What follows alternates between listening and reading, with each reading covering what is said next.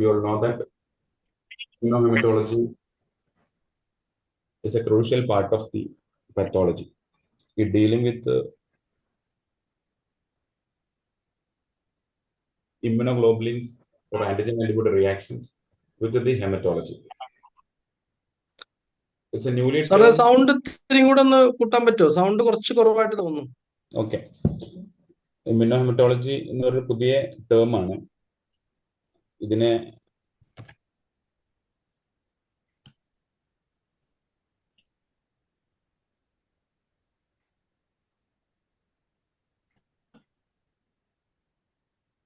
Slide visible അല്ലേ? Right, slide visible ആണ്.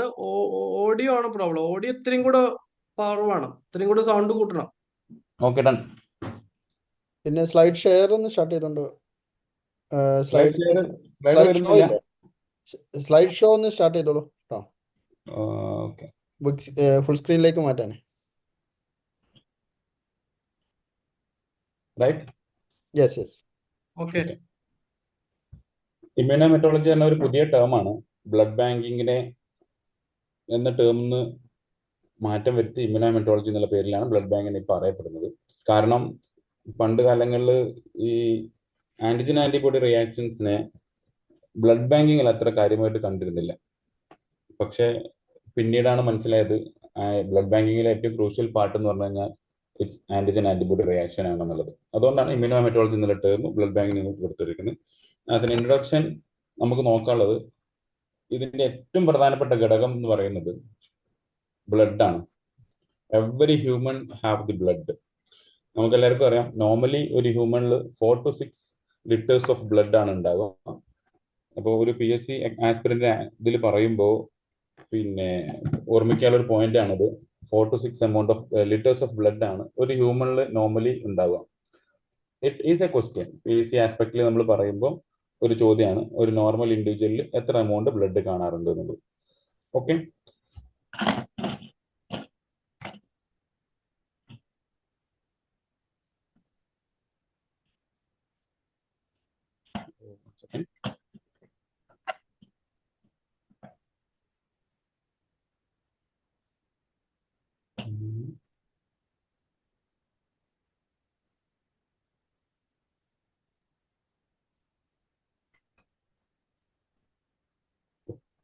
Okay. ഈ idea of blood transfusion first ആയിട്ട് കൊണ്ടുവരാനുള്ള റീസൺ എന്ന് പറഞ്ഞു കഴിഞ്ഞാൽ ഹ്യൂമൻ ബ്ലഡ് എന്ന് പറയുന്നത് ഒരു ക്ലോസ്ഡ് വെസലിലൂടെ സർക്കുലേറ്റ് ചെയ്യുന്നുണ്ട് എന്ന് പറയുമ്പോഴാണ് ആദ്യമായിട്ട് എന്ത് ചെയ്തത് ഒരു ട്രാൻസ്ഫ്യൂഷൻ എന്നുള്ള ഐഡിയ ഇവോൾവ് ചെയ്ത് വരുന്നത്. അത് വില്യം ഹാർവേ എന്ന് പറയുന്ന സയന്റിസ്റ്റ് ആണ് കൊണ്ടുവന്നത്. അതിന്റെ റീസൺ ഇതാണ്, ബ്ലഡ് എന്ന് പറയുന്നത് ഒരു ക്ലോസ്ഡ് സിസ്റ്റത്തിലൂടെ നമ്മളെ ബോഡിയിലൂടെ സർക്കുലേറ്റ് ചെയ്യുന്നുണ്ട് എന്ന ഐഡിയ വന്നപ്പോഴാണ് ബ്ലഡ് ട്രാൻസ്ഫ്യൂഷൻ എന്നുള്ള ഒരു കൺസെപ്റ്റിലേക്ക് നമ്മൾ എത്തിയിരിക്കുന്നത്. അപ്പോൾ it's another question. Blood circulation കണ്ടെത്തിയ സയന്റിസ്റ്റിന്റെ പേരാണ് വില്യം ഹാർവേ എന്നുള്ളത്. ഓക്കെ, ഇനി പണ്ട് കാലങ്ങളിൽ ഈ ബ്ലഡ് ട്രാൻസ്ഫ്യൂഷൻ നടത്തി വരുന്നത് അനിമൽ ടു അനിമൽ ആയിരുന്നു. ആദ്യത്തെ ബ്ലഡ് ട്രാൻസ്ഫ്യൂഷൻ നടത്തിയത്, അത് നടത്തിയ ആളുടെ പേരാണ് റിച്ചാർഡ് ലോവർ എന്ന് പറയുന്ന ഒരു സയന്റിസ്റ്റ് ആണ് നടത്തിയത്. അത് നടത്തിയത് 1665 16th സെഞ്ചുറിയിൽ നടത്തിയ ഒരു ഇൻവെൻഷൻ അല്ലെങ്കിൽ ട്രാൻസ്ഫ്യൂഷൻ ആണ് ഫസ്റ്റ് ആയിട്ട് ബ്ലഡ് ട്രാൻസ്ഫ്യൂഷൻ നടത്തിയിരിക്കുന്നത്. അത് നടത്തിയത് ഒരു ഡോഗിൽ നിന്ന് മറ്റൊരു ഡോഗിലേക്കാണ്. അപ്പോൾ ഓർത്തിരിക്കണം, ഫസ്റ്റത്തെ transfusion between two animals is done, and the science is done by scientist lower Richard in 1665 ചെയ്തിരിക്കുന്നത്. അത് ഒരു ഡോഗിൽ നിന്ന് മറ്റൊരു ഡോഗിലേക്കാണ് ട്രാൻസ്ഫ്യൂസ് ചെയ്തിരിക്കുന്നത്. അതിനുശേഷം എന്ത് ചെയ്തിട്ടുണ്ട്, 1667 ഡെനീസ് എന്ന് പറഞ്ഞ ഒരു സയന്റിസ്റ്റ് ഫ്രാൻസിലുള്ള ഒരു സയന്റിസ്റ്റ് എന്ത് ചെയ്തിട്ട് അനിമൽ ടു മാനിൽ ഒരു ബ്ലഡ് ട്രാൻസ്ഫ്യൂഷൻ നടത്താൻ ശ്രമിച്ചു. അത് ചെയ്തിരിക്കുന്നത് ലാമ്പിൽ നിന്ന് ടു എ യങ് മാൻ ആണ് ബ്ലഡ് ട്രാൻസ്ഫ്യൂസ് ചെയ്തത്. പക്ഷേ അതൊരു സക്സസ്ഫുൾ ആയിരുന്നില്ല. ആ പേഷ്യന്റിന് ഡെത്തിലാണ് അവസാനിച്ചിരിക്കുന്നത്. അപ്പോൾ ഇതാണ് ഇൻട്രൊഡക്ഷൻ ടു ഹെമറ്റോളജിയിലെ ആദ്യത്തിൽ പറയാനുള്ളത്. ഇത് നമുക്കൊരു പോയിന്റിൽ ഓർക്കാനുള്ളത്, 1665 അതായത് 16th സെഞ്ചുറിയിൽ ബ്ലഡ് ട്രാൻസ്ഫ്യൂഷൻ എന്നുള്ള കൺസെപ്റ്റ് വന്നിട്ട് പിന്നീട് അതിൽ ഫർദർ ഡെവലപ്മെന്റ് ഒന്നും ഉണ്ടായില്ല.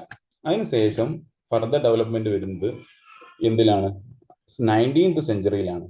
അത് കാൾ ലാൻഡ്സ്റ്റൈനർ എന്ത് ചെയ്തു, ABO ബ്ലഡ് ഗ്രൂപ്പിംഗ് സിസ്റ്റം എന്ന് പറയുന്ന ഒരു ബ്ലഡ് ഗ്രൂപ്പ് സിസ്റ്റം കണ്ടെത്തി. ABO ബ്ലഡ് ഗ്രൂപ്പ് സിസ്റ്റം ആണ് universally accepted blood group system എന്നുള്ളത് നമുക്ക് എല്ലാവർക്കും അറിയാം. അതിനകത്തൊരു ക്വസ്റ്റ്യൻ ആണ്, കാൾ ലാൻസ്റ്റീനർ ആണ് കണ്ടെത്തിയത്. ഈ 90.00 എന്നും പറയാറുണ്ട്, അല്ലെങ്കിൽ 90.1 എന്നും പറയാറുണ്ട്. രണ്ടും റൈറ്റ് ആൻസർ ആയിട്ടാണ് PSC കാണാറുള്ളത്. അപ്പോൾ ആ പോയിന്റുകൾ ഓർത്ത് വെക്കുക. Karl Landsteiner blood group identify ചെയ്തത് അല്ലെങ്കിൽ ABO ബ്ലഡ് ഗ്രൂപ്പ് സിസ്റ്റം കണ്ടെത്തിയിരിക്കുന്നത് കാൾ ലാൻസ്റ്റൈനർ ആണ്. 1900 എന്ന് പറയാം, അല്ലെ 1901 നമുക്ക് പറയാം. ഇതിന് ശേഷം പറയാം. അതിനുശേഷം വോൺ ഡി കാസ്റ്റെല്ലോ ആൻഡ് സ്റ്റെർലി എന്ന് പറയുന്ന സയന്റിസ്റ്റുകൾ എന്ത് ചെയ്തു? AB ബ്ലഡ് ഗ്രൂപ്പിനെ കണ്ടെത്തി. അതിനുശേഷം വോൺ ഡൗഗൻ ആൻഡ് ഹെർസിഫൈഡ് എന്ന് പറയുന്ന സയന്റിസ്റ്റുകൾ 1911 എന്ത് ചെയ്തു? A എന്ന ബ്ലഡ് ഗ്രൂപ്പിന് 2 സബ് ഗ്രൂപ്പ് ഉണ്ടെന്ന് കണ്ടെത്തി, A1 and A2. അതുകൊണ്ട് ABO ബ്ലഡ് ഗ്രൂപ്പ് സിസ്റ്റത്തിന് നമ്മൾ എന്ത് ചെയ്തിട്ടുണ്ട്? 6 ഗ്രൂപ്പുകളായിട്ടാണ് ഡിവൈഡ് ചെയ്തിരിക്കുന്നത്. നോർമലി പറയുമ്പോൾ 4 ഗ്രൂപ്പുകളെ ഉണ്ടാവാറുള്ളൂ, A, B, AB and O. പക്ഷേ A എന്ന ഗ്രൂപ്പിനെ വീണ്ടും 2 സബ് ഗ്രൂപ്പ് ആക്കി ഡിവൈഡ് ചെയ്തിട്ടുണ്ട്. അതുകൊണ്ട് ടോട്ടൽ നമ്മൾ പറയുമ്പോൾ 6 ബ്ലഡ് ഗ്രൂപ്പ് ഉണ്ടെന്ന് പറയാറുണ്ട്. ഓക്കെ, ഇനി ലാൻസ്റ്റൈനർ ഒരു പ്രത്യേക നിയമത്തിന്റെ അടിസ്ഥാനത്തിലാണ് ABO ബ്ലഡ് ഗ്രൂപ്പ് സിസ്റ്റത്തിനെ നമ്മൾ എന്ത് ചെയ്തത്? ഉണ്ടാക്കിയത്. ആ ലാൻസ്റ്റൈനർ ലോ ഇതാ പറയുന്നത്: if an agglutinogen is present on the red cell membrane, the corresponding agglutinin must be absent in the plasma. ഇത് നമ്മൾ എപ്പോഴും ചിലപ്പോൾ മാറിപ്പോകുന്ന ഒരു കാര്യമായിരിക്കും. എപ്പോഴും ഓർത്തിരിക്കേണ്ടത്, അഗ്ലൂട്ടിനോജൻ എന്ന് പറഞ്ഞു കഴിഞ്ഞാൽ it's called the antigen. Antigen എന്നാണ് ഇതിന് പറയാം. അഗ്ലൂട്ടിനിൻ എന്ന് പറഞ്ഞു കഴിഞ്ഞാൽ ഇറ്റ് ഈസ് ആന്റിബോഡി. അപ്പൊ നമുക്ക് ആദ്യം അതെന്താ നോക്കാം. ആന്റിജൻ എന്ന് പറഞ്ഞു കഴിഞ്ഞാൽ antigens are the substance on the red cell surface that trigger the antibody production. Antigen എന്ന് പറഞ്ഞു കഴിഞ്ഞാൽ നമ്മളെ ബോഡിയിലുള്ള RBCന്റെ പുറത്തുള്ള സബ്സ്റ്റൻസിനെയാണ് നമ്മൾ എന്ത് വിളിക്കുക? ആന്റിജൻസ് വിളിക്കുക. പക്ഷെ അതിന് പ്രത്യേകത ഉണ്ട്. ഈ ആന്റിജൻസിന് എന്തിനു ട്രിഗർ ചെയ്യാനുള്ള കപ്പാസിറ്റി ഉണ്ട്?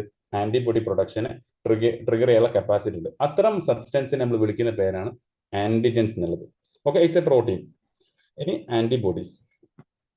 Antibodies are also the protein in the serum that react specifically with the antigen to the cause of agglutination.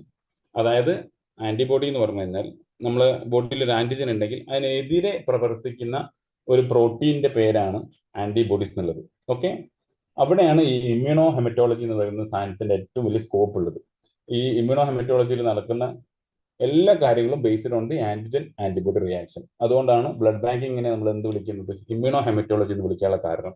ഇനി ഇവിടെ ഒരു കൺസെപ്റ്റ് പറഞ്ഞുതരാം.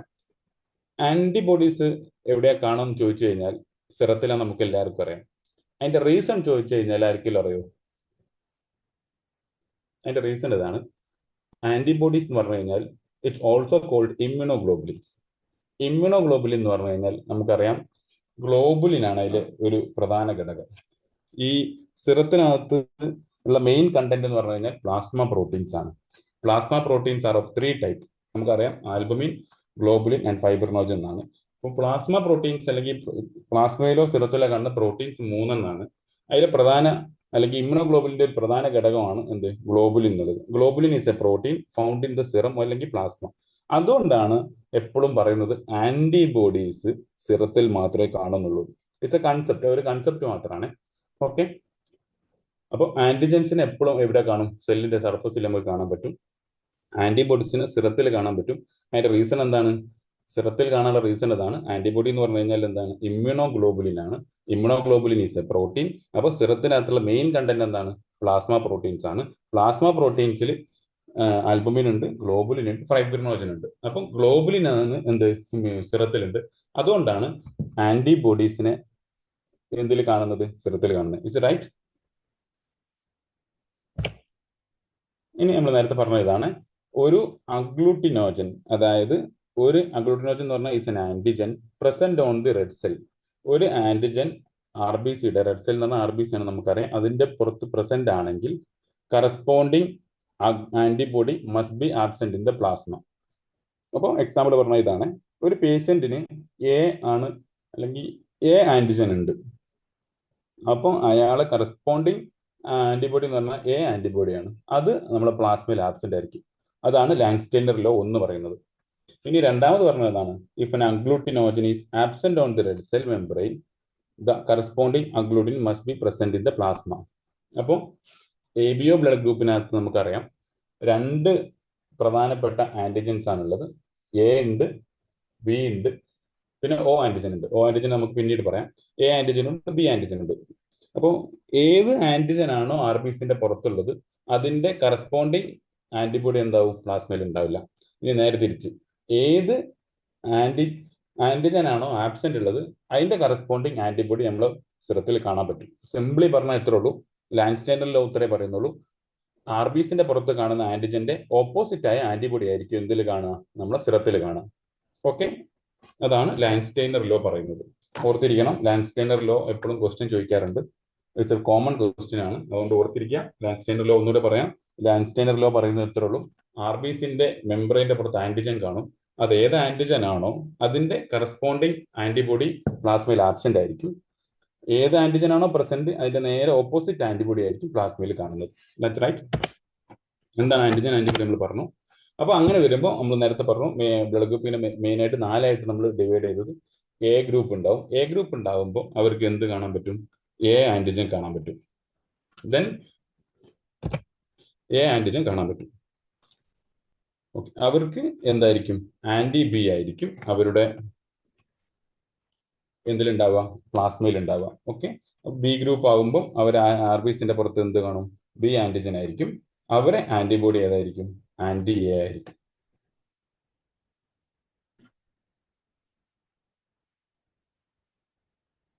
ഓക്കെ, എ ബി വരുമ്പോൾ എ ബി ഗ്രൂപ്പ് വരുമ്പോഴുള്ള പ്രത്യേകത ആണ് അതിൽ എ ആന്റിജനും ഉണ്ടാവും, ബി ആന്റിജനും ഉണ്ടാവും. അതുകൊണ്ടാണ് അവരെ എ ബി എന്ന് വിളിച്ചത്. അപ്പോൾ അവരുടെ പ്രത്യേകത എ ആന്റിജനും ബി ആന്റിജനും സെല്ലിൽ ഉള്ളത് കൊണ്ട് അവരുടെ സിറത്തിനകത്ത് ആന്റിബോഡി ഒന്നും ഉണ്ടാവില്ല. 0 ആന്റിബോഡി ആയിരിക്കും, അല്ലെങ്കിൽ നണ്ണായിരിക്കും. ഒ എന്ന് വിളിക്കാനുള്ള കാരണം നമ്മൾ നേരത്തെ പറഞ്ഞു, പ്രധാനമായിട്ട് 4 ഡിവൈഡ് ചെയ്തു. ഒ ബ്ലഡ് ഗ്രൂപ്പ് എന്ന് വിളിക്കാനുള്ള കാരണം ഒ ബ്ലഡ് ഗ്രൂപ്പ് ഉള്ള പേഷ്യന്റിന്റെ ആർ ബി സിയുടെ പുറത്ത് ആന്റിജൻ ഒന്നുമില്ല. അതുകൊണ്ട് നമ്മൾ ഇതിനെ 0 എന്ന് വേണമെങ്കിലും വിളിക്കാം. അത് 0 ഒന്നും ഇല്ലാത്തതുകൊണ്ടാണ് 0 വിളിച്ചത്. അപ്പൊ അവർക്ക് എന്തില്ല? ആന്റിജൻ ഇല്ല. ആന്റിജൻ ഇല്ലാത്തത് കൊണ്ട് അവർക്ക് എന്തുണ്ട്? 2 ആന്റിബോഡി ഉണ്ട്. ആന്റി എ ഉണ്ട്, ആന്റി ബി ഉണ്ട്. അതാണ് ലാൻഡ്സ്റ്റൈനർ ലോ പ്രകാരം പറയുന്നത്. അപ്പോൾ എ ഗ്രൂപ്പ് എന്ന് പറയാനുള്ള കാരണം എന്തുകൊണ്ടാണ്?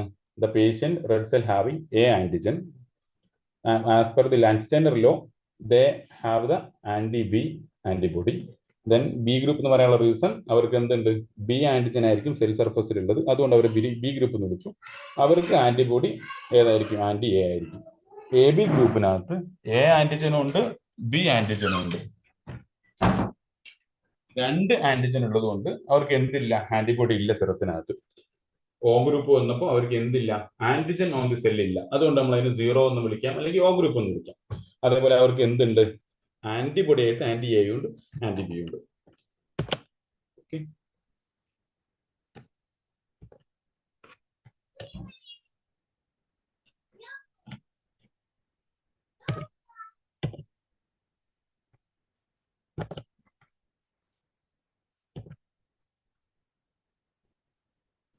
ഓക്കെ. ഇനി പിക്ചറൈസ് ചെയ്യുമ്പോൾ ഇങ്ങനെയാണ് വരിക. എ ഗ്രൂപ്പിനകത്ത് എന്തുണ്ട്? എ ആന്റിജൻസിനെ കാണാം. അതേപോലെ അവർക്ക് ആന്റി ബി ആയിരിക്കും ആന്റിബോഡി ഉള്ളത്. ബി ഗ്രൂപ്പ് വരുമ്പോൾ ബി ആന്റിജൻ ആയിരിക്കും, അവർക്ക് എ ആന്റിബോഡി ആയിരിക്കും ഉണ്ടാവുക. എ ബി വരുമ്പോൾ നമ്മൾ നേരത്തെ പറഞ്ഞു എ ആന്റിജൻ ഉണ്ടാവും, ബി ആന്റിജൻ ഉണ്ടാവും. ഇവിടെ പിക്ചർ ചെയ്താൽ നമുക്ക് നോക്കിയാൽ നിങ്ങൾക്ക് മനസ്സിലാക്കാൻ പറ്റും.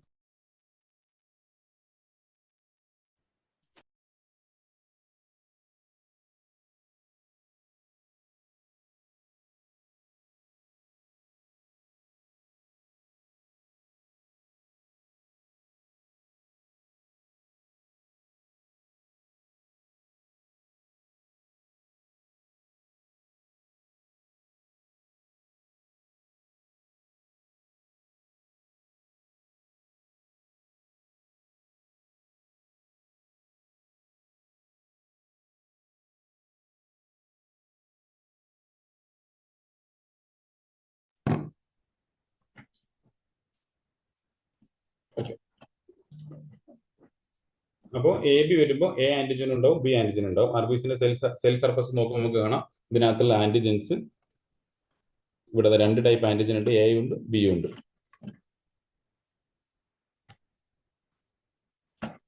ഓ ഗ്രൂപ്പ് വരുമ്പോൾ അതിനകത്ത് ആന്റിജൻ ഒന്നുമില്ല, 2 ആന്റിബോഡി ഉള്ളത്, എ ആന്റിബോഡി, ബി ആന്റിബോഡി. ഇത് നേരത്തെ പറഞ്ഞ സാധനം പിക്ചറൈസ് ചെയ്തെന്നുള്ളൂ.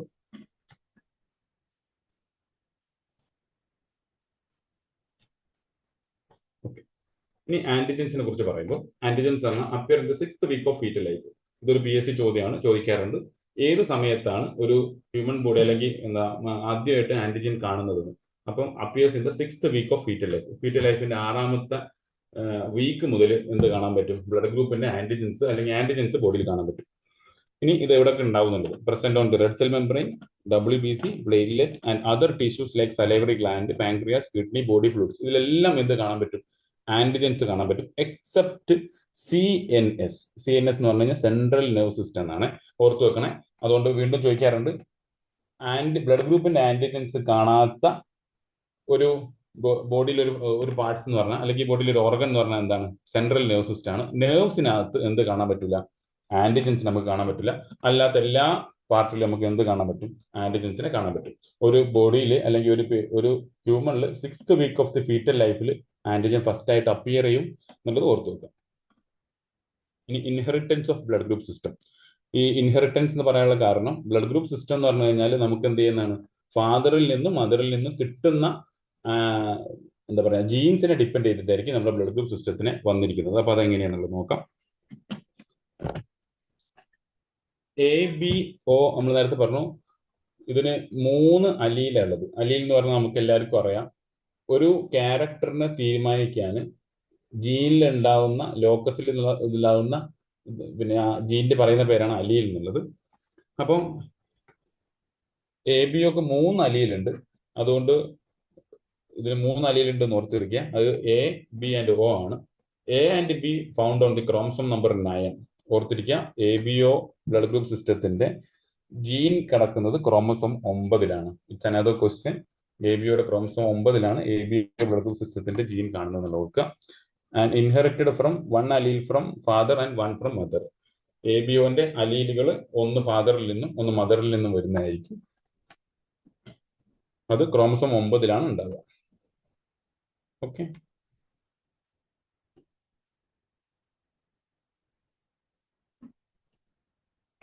ഇനി അതിന്റെ ജെനറ്റിക്സ് എന്ന് പറഞ്ഞു കഴിഞ്ഞാൽ മെന്റേലിയൻ ജീൻ ഓഫ് ഇൻഹെറിറ്റൻസ് ആണ് അത് ഫോളോ ചെയ്യുന്നത്.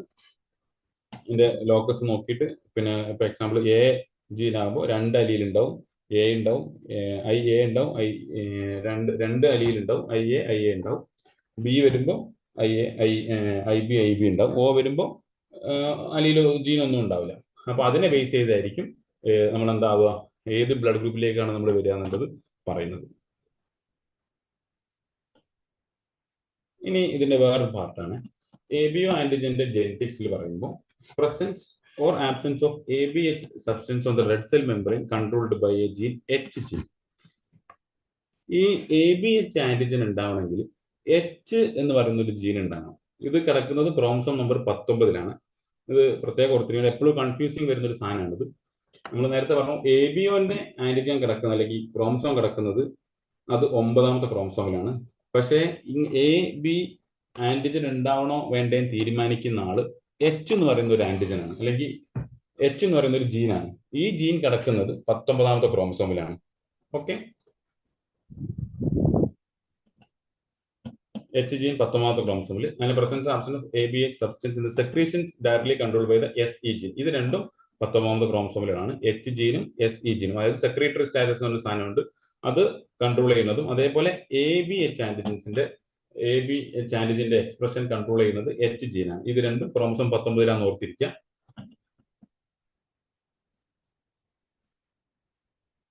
ഇനി നമ്മൾ ആന്റിജൻസിന്റെ പ്രിക്കോഴ്സർ സബ്സ്റ്റൻസ് വരികയാണ്. നമുക്കറിയാം ആന്റിജൻ എന്ന് പറഞ്ഞു കഴിഞ്ഞാൽ എന്താണ്?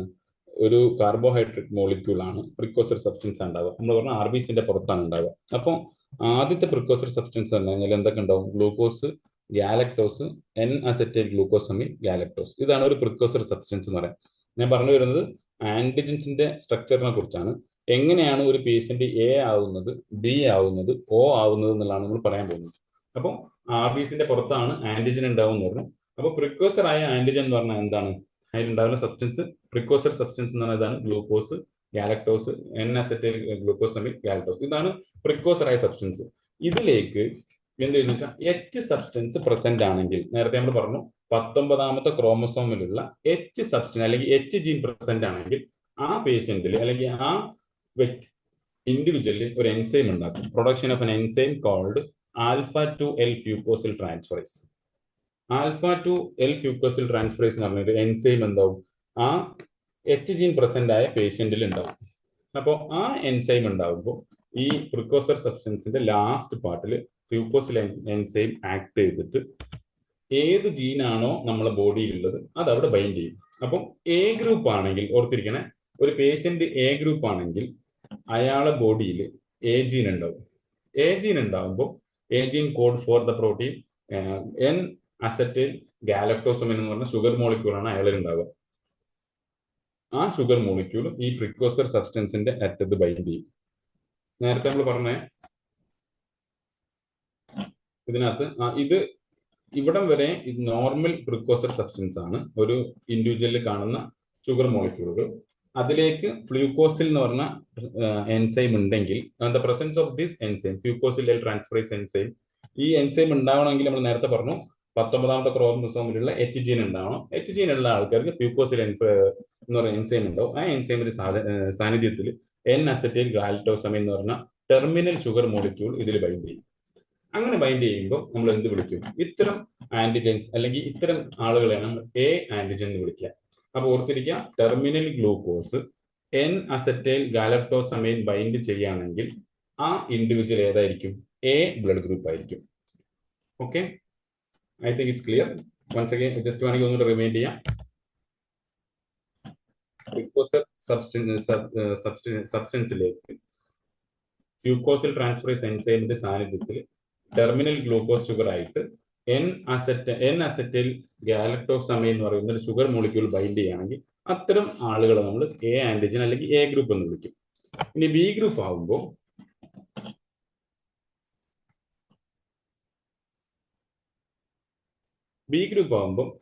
അവരുടെ ലാസ്റ്റ് ടെർമിനൽ മോളിക്യൂൾ എന്ന് പറഞ്ഞു കഴിഞ്ഞാൽ ഡി ഗാലക്ടോസ് ആയിരിക്കും. ഇത്തരം ആളുകളെയാണ് ബി ബ്ലഡ് ഗ്രൂപ്പ് സിസ്റ്റം അല്ലെങ്കിൽ ബി ആന്റിജൻ ഉള്ള ആളുകൾ എന്ന് പറയാം. അവരാണ് ബി ഗ്രൂപ്പായി മാറുന്നത്. I think it's clear. A group ആകുമ്പോൾ എൻ അസറ്റൈൽ ഗാലക്ടോസമൈൻ ആയിരിക്കും. ബി ഗ്രൂപ്പ് ആകുമ്പോൾ ഡി ഗാലക്ടോസ് ആയിരിക്കും ടെർമിനൽ ഗ്ലൂക്കോസ് ആയിട്ട് ബൈൻഡ് ചെയ്യുന്നത്. ഓക്കെ, അപ്പോൾ ഗ്ലൂക്കോസിന്റെ ആന്റിജന്റെ പ്രിക്കോസർ സബ്സ്റ്റൻസിലേക്ക് ഒരു 19ാമത്തെ ക്രോമസോമിലുള്ള എച്ച് ജീന്റെ സാന്നിധ്യത്തിൽ ഫ്യൂക്കോസൽ ട്രാൻസ്ഫറേസ് എന്ന് പറഞ്ഞ ഒരു എൻസൈം ഉണ്ടാവും. ആ എൻസൈമിന്റെ സഹായത്തോടെ എ ഗ്രൂപ്പുകളാണെങ്കിൽ എന്ത് സംഭവിക്കും? എൻ അസറ്റൈൽ ഗാലക്ടോസമൈൻ എന്ന് പറയുന്ന ഒരു എൻസൈമിന്റെ ഈ ടെർമിനൽ ഗ്ലൂക്കോസ് എന്ത് ചെയ്യും? ഈ പ്രിക്കോസർ സബ്സ്റ്റൻസിൽ ബൈൻഡ് ചെയ്യും. ഇത് ബൈൻഡ് ചെയ്ത് കഴിഞ്ഞാൽ ഇത്തരം ബ്ലഡ് ഗ്രൂപ്പ് അല്ലെങ്കിൽ ഇത്തരം ഇൻഡിവിജ്വൽ നമ്മൾ എ ഗ്രൂപ്പ് എന്ന് വിളിക്കും അല്ലെങ്കിൽ എ ആന്റിജൻ എന്ന് വിളിക്കും. ബി ആന്റിജൻ ആകുമ്പോൾ അവരുടെ ടെർമിനൽ ഗ്ലൂക്കോസ് എന്തായിരിക്കും? എൻ അസറ്റൈലിന് പകരം ഡി ഗാലക്ടോസ് ആയിരിക്കും. ഓക്കെ,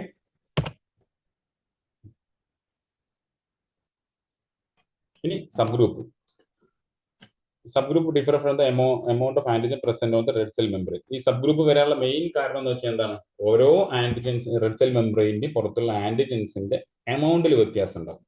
അതുകൊണ്ടാണ് സബ് ഗ്രൂപ്പുകൾ ഉണ്ടാകുന്നത്.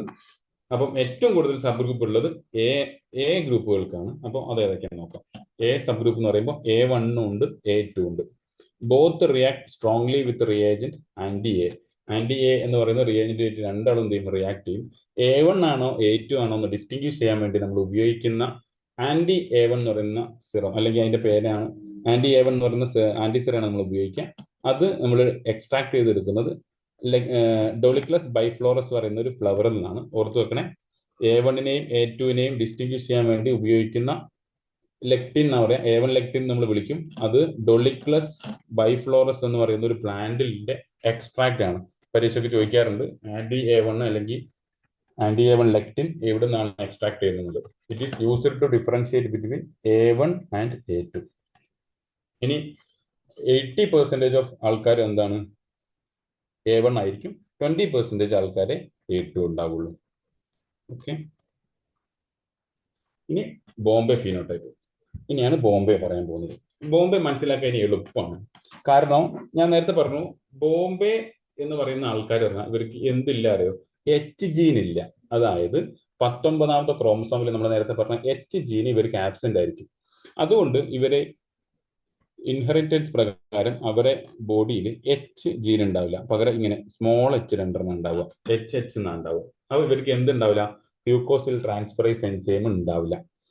അപ്പം ഈ ടെർമിനൽ ഗ്ലൂക്കോസിൽ എ ആന്റിജന്റെയോ ബി ആന്റിജന്റെയോ ഷുഗർ മോളിക്യൂൾ ബൈൻഡ് ചെയ്യില്ല. Okay, it's clear. അപ്പൊ നേരത്തെ നമ്മൾ പറഞ്ഞ പോലെ തന്നെ അതിൽ ചേർത്ത് പറയേണ്ട ഒരു കാര്യം ഇതാണ്. എ ഗ്രൂപ്പ് ആകുമ്പോൾ NH- ഗാലക്ടോസമൈന്റെ ഷുഗർ മോളിക്യൂൾ ബൈൻഡ് ചെയ്തു. ബി ഗ്രൂപ്പ് ആയപ്പോൾ ഡി ഗാലക്ടോസ് ബൈൻഡ് ചെയ്തു. ഒ ഗ്രൂപ്പ് ആകുമ്പോൾ എന്തുണ്ടാവില്ല അറിയോ? ഈ ജീനിൽ എയും ബിയും ജീനുകൾ നമ്മളെ ക്രോമസോം നമ്പർ 9-ലില്ല. അതുകൊണ്ട് ഷുഗർ മോളിക്യൂൾ ബൈൻഡ് ചെയ്യാനില്ല. പക്ഷെ അവരിൽ എച്ച് ജീൻ ഉണ്ട്. ബോംബെ ഗ്രൂപ്പ് ആകുമ്പോൾ ഇവരിൽ എന്തില്ല? 19ാമത്തെ ക്രോമസോമിൽ എച്ച് എന്ന് പറഞ്ഞൊരു ജീൻ ഇല്ല. അതുകൊണ്ട് ഇവരെ നമ്മൾ എന്ത് വിളിച്ചു? ബോംബെ ഫിനോടൈപ്പ് എന്നോ അല്ലെങ്കിൽ 0H എന്ന് അതിന് പറയാം. 0H, എച്ച് ആന്റിജൻ ഒന്നുമില്ല. ഓക്കെ,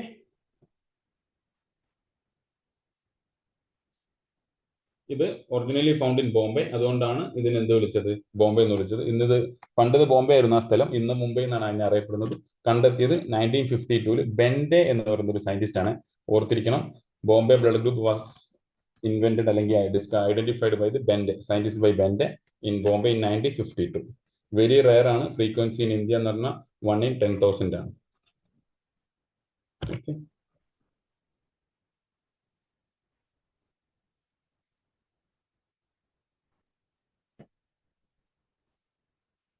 ബോംബെ ബ്ലഡ് ഗ്രൂപ്പ് നേരത്തെ പറഞ്ഞാൽ no H antigen, H antigen ഇല്ല എന്നുള്ളതാണ് അതിന്റെ പ്രത്യേകത. നേരത്തെ പറഞ്ഞു. പകരം ഇവർക്ക് എന്തുണ്ടാവും?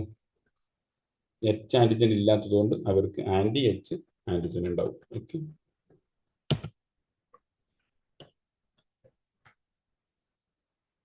ഇനി എച്ച് ആന്റിജന്റെ ഫ്രീക്വൻസി നമ്മൾ പറഞ്ഞു. എച്ച് ആന്റിജൻ എന്ന് പറഞ്ഞാൽ ഏറ്റവും കൂടുതൽ ഉണ്ടായാലും O ഗ്രൂപ്പിനാണ്. കാരണം അവർക്ക് എന്തില്ല?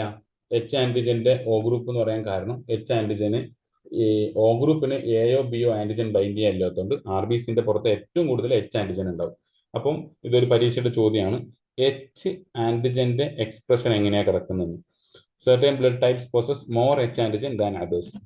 O antigen is the silent allele. It does not alter the structure of H substance. That means more H antigen on the site. അതായത് O ഗ്രൂപ്പിന് ഇതിന്റെ പ്രത്യേകതയാണ്. ഈ പിക്ചർ നോക്കിയാൽ നമുക്ക് മനസ്സിലാവും.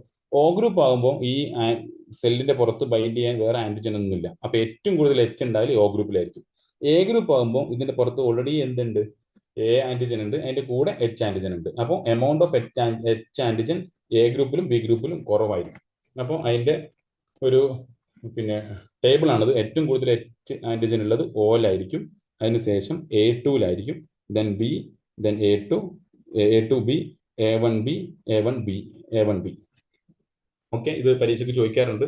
ഈ എച്ച് ആന്റിജൻ ഏറ്റവും കൂടുതൽ കാണുന്നത് ഏത് ടൈപ്പ് ഓഫ് അല്ലെങ്കിൽ ഏത് ബ്ലഡ് ഗ്രൂപ്പിന്റെ RBCന്റെ പുറത്താണുള്ളത്. അപ്പോൾ ഏറ്റവും കൂടുതൽ കാണുന്നത് ഓയിലായിരിക്കും, then A2, then B, A2B, A1, A1B.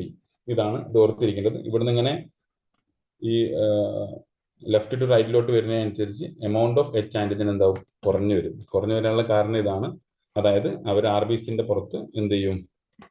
Free സ്പേസുകൾ ഒരുപാട് ഉണ്ടാവും. Okay,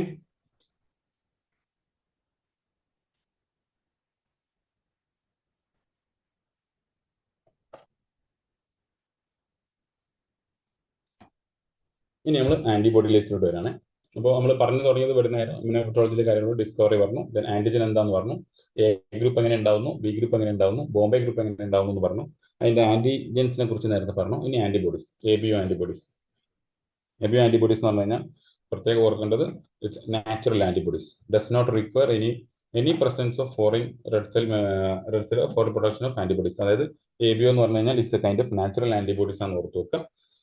ABO antibodies are non-red cell stimulated, preferably from the environmental exposure എന്നാണ് പറയപ്പെടുന്നത്. അതായത് ഈ ആന്റിബോഡി നമ്മുടെ ബോഡിയിൽ സ്വമേധയാ ഉണ്ടായി വരുന്നതാണ്. നമ്മൾ എന്ത് ചെയ്യേണ്ടതില്ല, അതിന് പ്രത്യേക സ്റ്റിമുലസ് ഒന്നും കൊടുക്കേണ്ട ആവശ്യമില്ല. ഇതിന്റെ ഒരു പ്രത്യേകത എന്താ വെച്ച് കഴിഞ്ഞാൽ ABO antibodies often reduce in elderly and in patients with hypergammaglobulinemia and infants നമ്മൾ പറയും. അതായത് അത് നമ്മൾ എപ്പോഴും പറയാറുണ്ട്, ജനിച്ച കുട്ടികൾക്ക് സാധാരണ ഒരു 1 to 6 months നമ്മൾ റിവേഴ്സ് ഗ്രൂപ്പിംഗ് നോക്കാറില്ല. കാരണം അവരെ സിറത്തിനകത്തുള്ള എക്സ്പ്രഷൻ ഓഫ് ആന്റിബോഡി കറക്റ്റ് ആയിക്കൊള്ളുന്നില്ല. അതുകൊണ്ട് അവരെ റിവേഴ്സ് ഗ്രൂപ്പിംഗ് കറക്റ്റ് ആവില്ല. അതുകൊണ്ട് നമ്മൾ ഫോർവേഡ് ഗ്രൂപ്പിംഗ് മാത്രമേ നോക്കാറുള്ളൂ.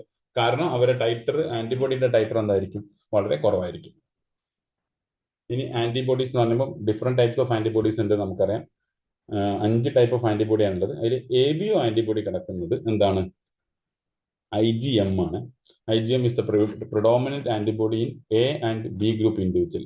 അതായത് ആന്റി എയും ആന്റി ബിയും ആന്റിബോഡി വരുന്നത് IgM ആണ്. IgM is a naturally occurring antibody, ഓർത്തിരിക്കാം.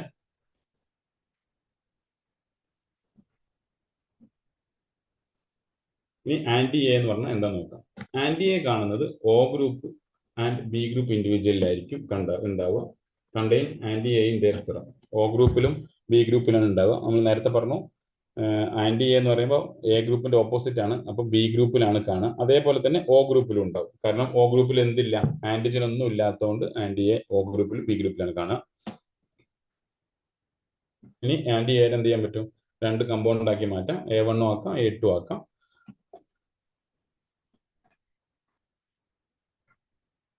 ഇനി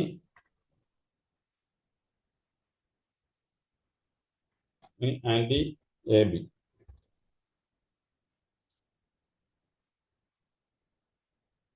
ആന്റി എ കാണുന്നത് ഓയും ബിയിലും നമ്മൾ പറഞ്ഞു. ഇനി ആന്റി ബി കാണുന്നത് ആന്റി ബി കാണുന്നത് A ഗ്രൂപ്പിലും O ഗ്രൂപ്പിലും ആയിരിക്കും. പിന്നെ ആന്റി എ ബി എന്ന് പറയുന്നത് O ഗ്രൂപ്പ് ഇൻഡിവിജ്വലാണ്. കാരണം A ആന്റിബോഡി ഉണ്ട്, B ആന്റിബോഡി ഉള്ളതുകൊണ്ട് O ഗ്രൂപ്പിൽ നമുക്ക് കാണാൻ പറ്റും.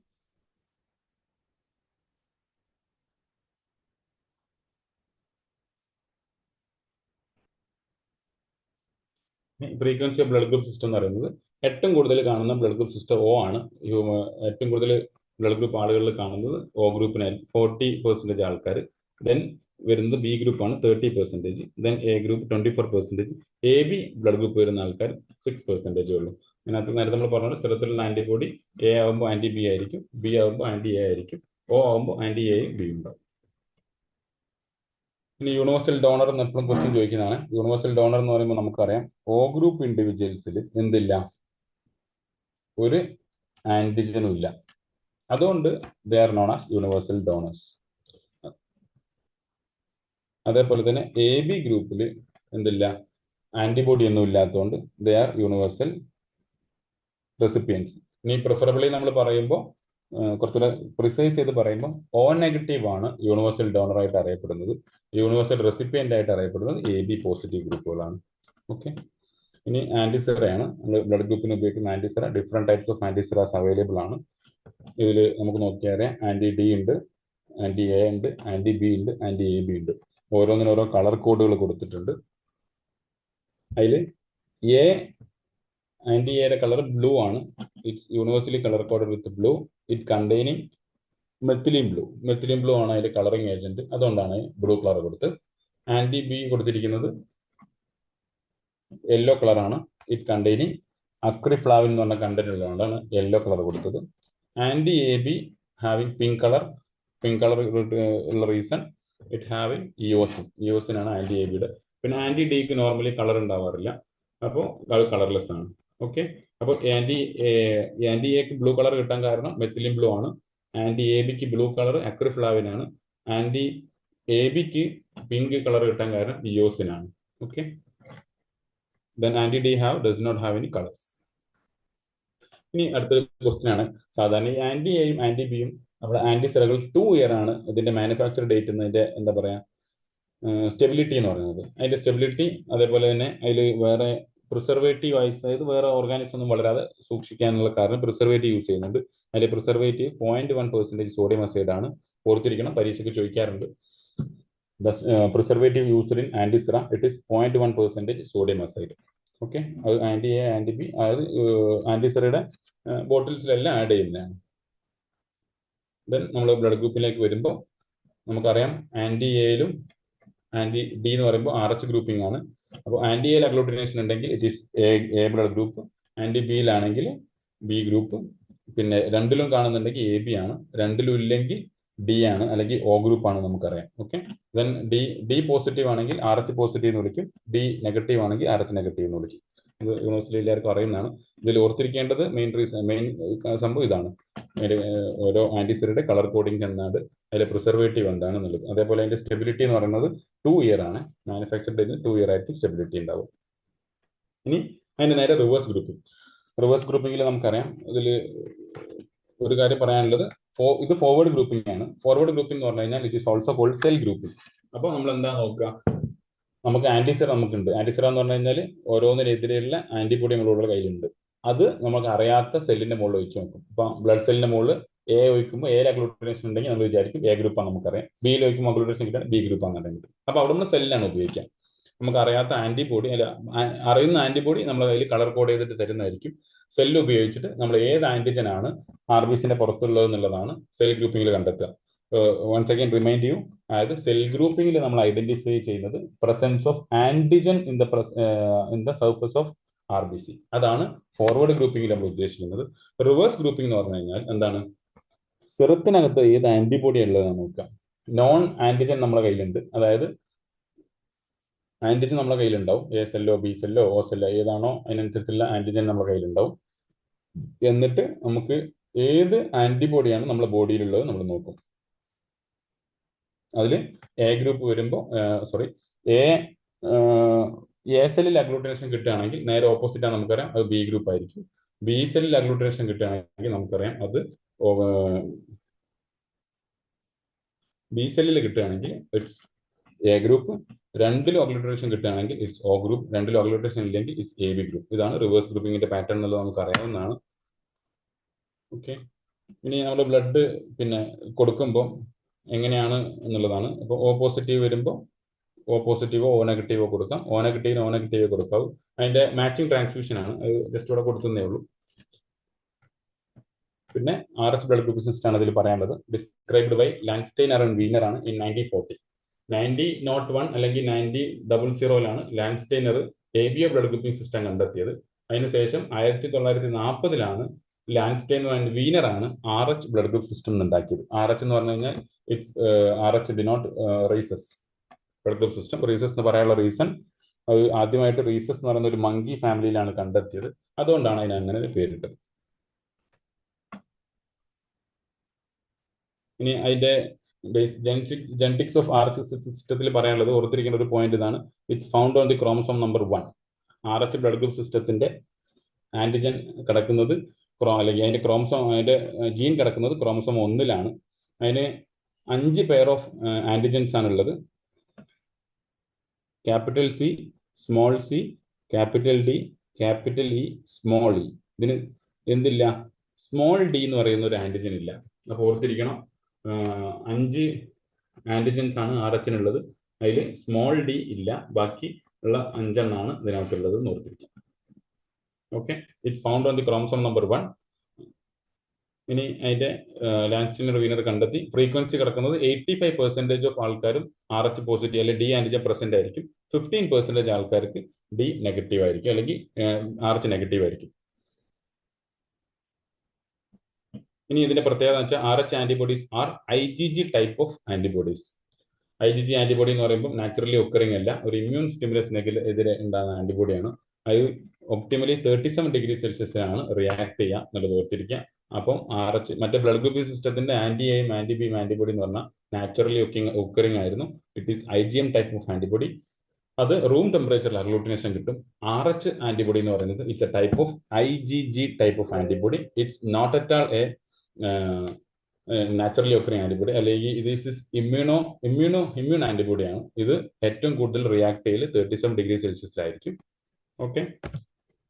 ഇനി ഇതിനകത്ത് പറയാനുള്ളത് DU ആണ്. ഇതിൽ ഡോണേഴ്സിനകത്ത് DU എന്ന് പറഞ്ഞൊരു DU എന്നുണ്ട്, അതായത് വീക്ക് D. ചില ആളുകളിൽ അഗ്ലൂട്ടിനേഷൻ D വളരെ ലേറ്റ് ആയിട്ട് RH-ൽ നമുക്ക് അഗ്ലൂട്ടിനേഷൻ കിട്ടാറുണ്ട്. അത്ര ആളുകൾ നമ്മൾ വീക്ക് D എന്നാണ് വിളിക്കുക.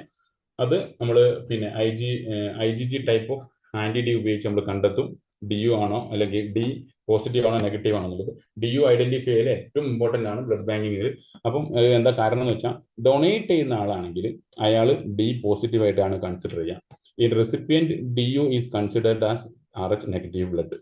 ഓക്കെ, അപ്പോൾ ഓർത്തിരിക്കുക, DU എന്ന് പറഞ്ഞാൽ വീക്ക് എക്സ്പ്രഷൻ ഓഫ് D ആന്റിജനാണ് നമ്മൾ DU എന്ന് വിളിക്കുക. ഡൊണേറ്റ് ചെയ്യുന്ന ആൾക്കാരാണെങ്കിൽ അവർ നമ്മൾ DU ഉള്ള ആളുകളെ നമ്മൾ D പോസിറ്റീവ് അല്ലെങ്കിൽ RH പോസിറ്റീവ് എന്നാണ് വിളിക്കുക. റിസീവ് ചെയ്യുന്ന ആൾ ഒരു പേഷ്യന്റ് DU ആണ്, പക്ഷേ അയാൾക്ക് RH നെഗറ്റീവ് ബ്ലഡ് ഗ്രൂപ്പ് ആണ് നമ്മൾ കൊടുക്കുക.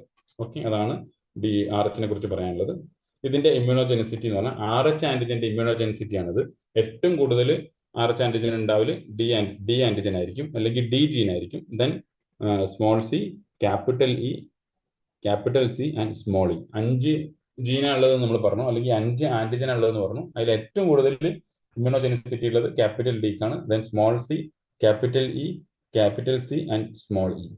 ഡി, സ്മോൾ ടി ഇതിനകത്തില്ല, കാരണം സ്മോൾ ഡി എന്ന് പറയുന്ന ഒരു ആന്റിജൻ എന്തിനില്ല, RH സിസ്റ്റത്തിനകത്തില്ല. ഓക്കെ, ഈ colour code for blood group ആണ്. നമ്മൾ ഓരോ ബ്ലഡ് ഗ്രൂപ്പിന് ഒരു കളർ കോഡ് കൊടുത്തിട്ടുണ്ട്. എ ആവുമ്പോൾ യെല്ലോ ആണ്, ബി പിങ്ക്, O ആവുമ്പോൾ blue and AB is white coloured. Okay, ഇതാണ് colour code for blood group സിസ്റ്റത്തിന് കൊടുത്തിരിക്കുന്നത്. ഇതൊരു യൂണിവേഴ്സിറ്റി കളർ കോഡാണ്, ബ്ലഡ് ബാഗുകൾ തമ്മിൽ മാറാതിരിക്കാൻ വേണ്ടി കൊടുത്തതാണ്. ഓർത്തിരിക്കുക, എ ഗ്രൂപ്പ് ആവുമ്പോൾ യെല്ലോ ആണ്, ബി ആവുമ്പോൾ പിങ്ക് ആണ്, O ആവുമ്പോൾ ബ്ലൂ ആണ്, AB ആവുമ്പോൾ വൈറ്റ് ആണ്. ഓക്കെ, ഇതാണ് ഇന്നത്തെ ക്ലാസ്സിൽ നമുക്ക് പറയാനുള്ളത്. ഓക്കെ, ഇനി will go for some questions. ഒരു as a summary will just come from the front itself again. നമ്മൾ തുടങ്ങി വെച്ചത് ഇവിടുന്നായിരുന്നു. ഫസ്റ്റ് ബോഡിയിൽ 4 to 6 amount of blood litres ഉണ്ട്. ദെൻ വില്യം ഹാർവേ ബ്ലഡ് സർക്കുലേഷന്, ബ്ലഡ് ഒരു ക്ലോസ്ഡ് സിസ്റ്റത്തിലാണ് ബ്ലഡ് സർക്കുലേറ്റ് ചെയ്യുന്നത് കണ്ടെത്തിയപ്പോഴാണ് ബ്ലഡ് ട്രാൻസ്ഫ്യൂഷൻസിന് ഇമ്പോർട്ടൻസ് വന്നത്. 1965 dog to dog first animal to animal blood transfusion നടത്തി. ലോവർ റിച്ചാർഡ് ആണ് അത് നടത്തിയത്. 1967 first man to animal transfusion നടത്തി in France by Denis.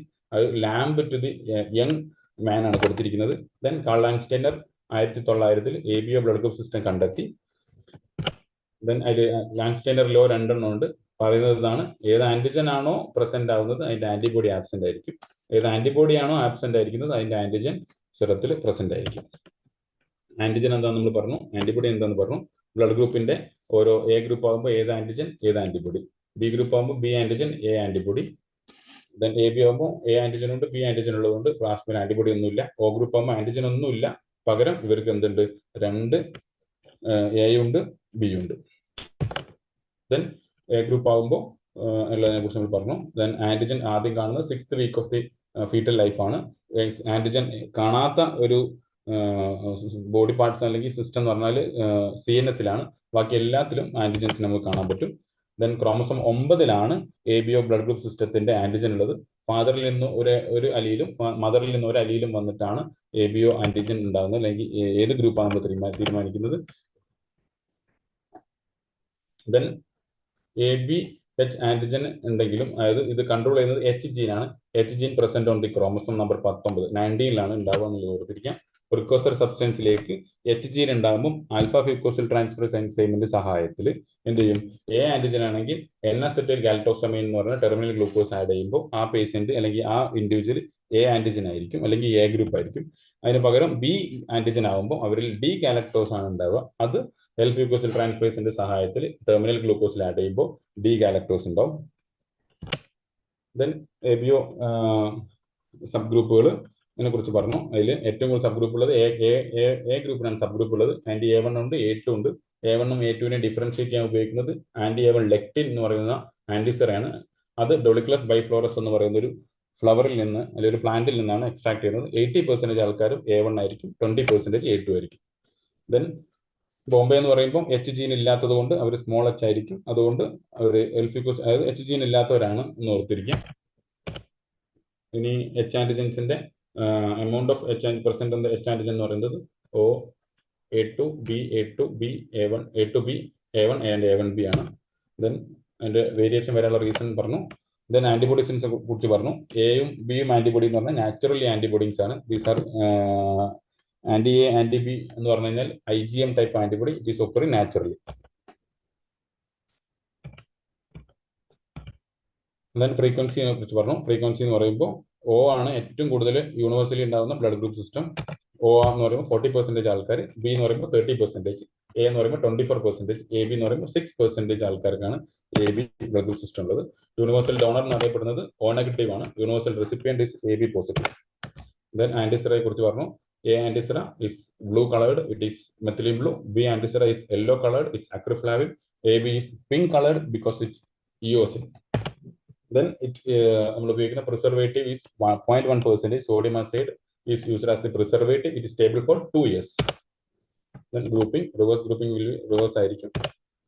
Then RX system 1940 കണ്ടെത്തിയത്.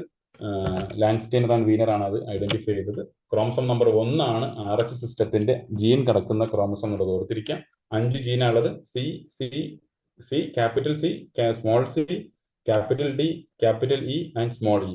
സ്മോൾ ഡി എന്ന് പറയുന്ന ഒരു ആന്റിജൻ എന്തിനില്ല? RH സിസ്റ്റത്തിനില്ല. 85% ആൾക്കാരും ഡി പോസിറ്റീവ് ആയിരിക്കും. 15% ആൾക്കാരാണ് ഡി നെഗറ്റീവ് ആയിട്ട് അറിയപ്പെടുന്ന ആൾക്കാർ. ഡി ആന്റിബോഡി എന്ന് പറഞ്ഞു കഴിഞ്ഞാൽ it is a IgG type of antibody, immune ആന്റിബോഡിയാണ്. React best at 37°C. ഇവിടെ ഒരു കാര്യം കൂടെ ചേർത്ത് പറയാനുള്ളത് ഇതാണ്, ബ്ലഡ് ഗ്രൂപ്പ് ചെയ്യുന്ന സമയത്ത് എയും ബിയും, ആന്റി എയും ആന്റി ബിയും വേഗം നമുക്ക് റിയാക്ഷൻ കിട്ടും. നമ്മളിങ്ങനെ ഒഴിച്ച് ഇങ്ങനെ നമ്മൾ കറക്കി വരും, അതായത് നമ്മളിങ്ങനെ ഇതാക്കി വരുമ്പോൾ നമുക്ക് റിയാക്ഷൻ കിട്ടും. Because it's IgM type of antibody. IgM എന്ന് പറയുമ്പോൾ best react at room temperature ആണ്, അതുകൊണ്ടാണ് അങ്ങനെ കിട്ടുന്നത്. പക്ഷേ ഡി നമ്മൾ ഒഴിക്കുമ്പോൾ, ഡി ആന്റിജൻ ഒഴിക്കുമ്പോൾ കുറച്ച് സമയം എടുക്കും അതിനകത്ത് അഗ്ലൂട്ടിനേഷൻ കിട്ടാൻ. ബിക്കോസ് ഇറ്റ്സ് 37°, അതായത് ഇമ്മ്യൂൺ ആന്റിബോഡിയാണ്, അത് ബെസ്റ്റ് റിയാക്ട് അറ്റ് 37 ആണ്. അതുകൊണ്ടാണ് റൂം ടെമ്പറേച്ചറിൽ ഒരു ചെറിയ ഡിയിലെ RH ഗ്രൂപ്പിങ്ങിനകത്ത് വരാനുള്ള റീസൺ. ഓക്കെ, ദെൻ DU കുറിച്ച് പറഞ്ഞു. DU എന്ന് പറഞ്ഞാൽ weak expression of D antigen ആണ്. അപ്പം ഒരു പേഷ്യന്റ്, ഒരു ഡോണർ DU എന്ന് പറഞ്ഞു കഴിഞ്ഞാൽ അയാൾ ഡി പോസിറ്റീവ് ആയിട്ട് കൺസിഡർ ചെയ്യും. ഒരു ബ്ലഡ് റിസീവ് ചെയ്യുന്ന ആളാണെങ്കിൽ അയാൾ DU എന്ന് പറഞ്ഞാൽ അയാൾക്ക് RH നെഗറ്റീവ് ബ്ലഡേ നമ്മൾ കൊടുക്കുള്ളൂ. ഇമ്മ്യൂണോജെനിസിറ്റി ഓഫ് RH ആന്റിജൻ എന്ന് പറഞ്ഞാൽ ഏറ്റവും കൂടുതൽ ഉള്ളത് ഡിക്കാണ്. Then small C, capital E, capital C and small E. Okay, then colour codes നമ്മൾ യൂസ് ചെയ്യുന്ന ബ്ലഡ് ഗ്രൂപ്പിന്റെ കളർ കോഡുകൾ എന്ന് പറയുമ്പോൾ എ എന്ന് പറയുമ്പോൾ യെല്ലോ ആണ്, B is pink, O is blue and AB is white in colour. That's all. നമുക്ക് ഒരു ഫ്യൂ ക്വസ്റ്റ്യൻസ് നമുക്ക് നോക്കാം. ഫസ്റ്റ് ഉള്ളത് പ്രിസർവേറ്റീവ് യൂസ്ഡ് ഇൻ ആന്റിസിറ ബോട്ടിൽസ് എന്ന് പറഞ്ഞു കഴിഞ്ഞാൽ ഏതാണ്? ഇറ്റ് ഈസ് 0.1% സോഡിയം അസൈഡ് ആണ്. അങ്ങനെ യൂസ് ചെയ്യാനുള്ള reason it could be prolonged storage നമുക്ക് കിട്ടും ഒരു ആന്റിസിറ എന്നുള്ളത്.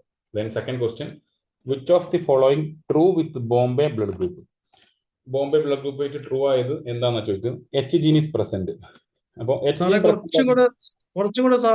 സാറെ കുറച്ച് സാവകാശത്തിലെ ക്വസ്റ്റ്യൻസ് ഒന്ന് വായിച്ചു പോകാമോ, കുട്ടികൾക്ക് കാണാൻ ഇത്തിരി കൂടെ പതുക്കെ. Okay, thank you. Preservative used in antisera bottle നമ്മൾ നേരത്തെ പറഞ്ഞു, ഇറ്റ് ഈസ് ഓപ്ഷൻ ബി ആണ് ഇതിനകത്തുള്ള 0.1% സോഡിയം അസൈഡ് ആണ് നമ്മൾ ഉപയോഗിക്കുക എന്നുള്ളതാണ് ഓർത്തിരിക്കേണ്ടത്. അത് അതിന്റെ കാരണം പറയുന്നത്, അങ്ങനെ പ്രിസർവേറ്റീവ് ഉപയോഗിക്കുന്നത് കൊണ്ട് ആന്റിസിറയെ നമുക്ക് ലോങ്ങർ പീരീഡ് ഓഫ് ടൈമിൽ നമുക്ക് യൂസ് ചെയ്യാൻ പറ്റും. അതിന്റെ സ്റ്റെബിലിറ്റി ഉള്ളത് 2 ഇയർ ആണ്. മാനുഫാക്ചർ ഡേറ്റിൽ നിന്ന് 2 ഇയർ ആണ് ഒരു ആന്റിസിറയുടെ സ്റ്റെബിലിറ്റി ഉണ്ടാവുക. Okay, then second question, which of the following is true with the Bombay blood group? Bombay blood ഗ്രൂപ്പിൽ ട്രൂ ആയത് ഏതാന്നുള്ളതാണ്. അതിൽ ഓപ്ഷൻസ് നമുക്ക് നോക്കാം. H ജീൻ ഈസ് പ്രസന്റ് ആണ് എ. ബി എന്ന് പറയുമ്പോൾ H gene is absent. Then H substance is formed. D എന്ന് പറയുമ്പോൾ seen in groups of A blood group, A groups. അപ്പോൾ നമുക്കറിയാം H ജീൻ ഈസ് പ്രസന്റ് എന്ന് പറഞ്ഞാൽ എന്താണ്? അത് നോർമൽ A-B-O ഗ്രൂപ്പിൽ കാണുന്നതാണ്. ഇവിടെ ചോദിച്ചിരിക്കുന്ന ക്വസ്റ്റ്യൻ ഇതാണ്, which of the following true with Bombay blood group. Bombay എന്ന് പറയുമ്പോൾ നമുക്കറിയാം എന്താണ്? H ജീൻ ഇല്ലാത്തതാണ്. H ജീൻ ഇല്ലാത്തത് കൊണ്ടാണ് അവർ നമ്മൾ എന്ത് വിളിച്ചത്? ബോംബെ എന്ന് വിളിച്ചത്. അപ്പോൾ option B is the right answer. H gene is absent. Such blood group is known as Bombay blood group. Okay, അതിന്റെ റീസൺ നമ്മൾ നേരത്തെ പറഞ്ഞു, 19ാമത്തെ ക്രോമസോമിലുള്ള H ജീൻ അവരിലില്ല, അതുകൊണ്ട് അവർക്ക് H സബ്സ്റ്റൻസ് ഉണ്ടാവില്ല. അത്തരം ഗ്രൂപ്പിനെയാണ് നമ്മൾ എന്ത് വിളിച്ചത്? ബോംബെ ഗ്രൂപ്പ് എന്ന് വിളിച്ചത്. ഓക്കെ, ഇനി മൂന്നാമത്തെ ചോദ്യം, all main blood group antibodies bind complement except. എല്ലാം ഇതിലുള്ള ബ്ലഡ് ഗ്രൂപ്പിലെ ആന്റിബോഡീസ് എന്ത് ചെയ്യും? കോംപ്ലിമെന്റ് ബൈൻഡ് ചെയ്യും. എക്സെപ്റ്റ് ഏതാണ് കോംപ്ലിമെന്റ് ബൈൻഡ് ചെയ്യാത്തതെന്നാണ് ചോദിച്ചത്. അപ്പോൾ ഇതിനകത്ത് നമ്മൾ ഓർത്തിരിക്കേണ്ടത്, എപ്പോഴും ഓർക്കേണ്ടത്, ഇമ്മ്യൂൺ ആന്റിബോഡിക്കാണ് കോംപ്ലിമെന്റ് ബൈൻഡ് ചെയ്യാനുള്ള കപ്പാസിറ്റി ഉള്ളത്.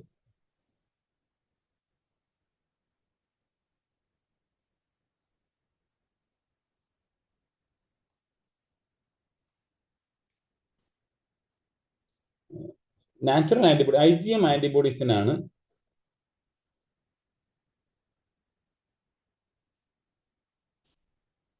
ഈ ക്വസ്റ്റ്യൻ അതായത് നാച്ചുറലി ആന്റിബോഡീസിനാണ് കോംപ്ലിമെന്റ് ബൈൻഡ് ചെയ്യാനുള്ള കപ്പാസിറ്റി ഉള്ളത്. അതുകൊണ്ട് ആന്റി എയും ആന്റി ബിക്കും ആണ് ഇതിന് ആൻസർ വരിക കേട്ടോ. Okay, then fourth question, A person can receive blood from a donor of his or her blood group if the blood group of the person is.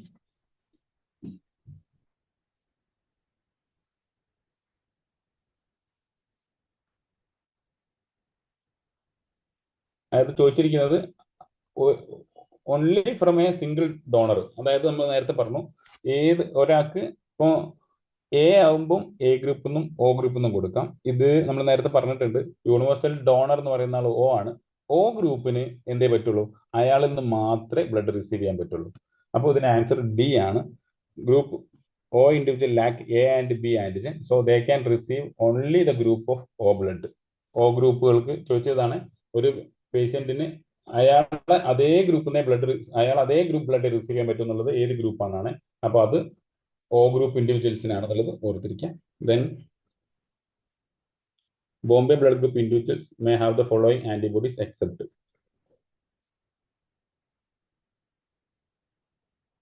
Bombay blood ഗ്രൂപ്പിന് പിന്നെ എന്ത് ചെയ്യും, താഴെ കാണുന്ന എല്ലാ ആന്റിബോഡീസ് ഉണ്ടാവും എക്സെപ്റ്റ് ആന്റി, അതായത് ആന്റി ഒ ഉണ്ടാവില്ല കേട്ടോ.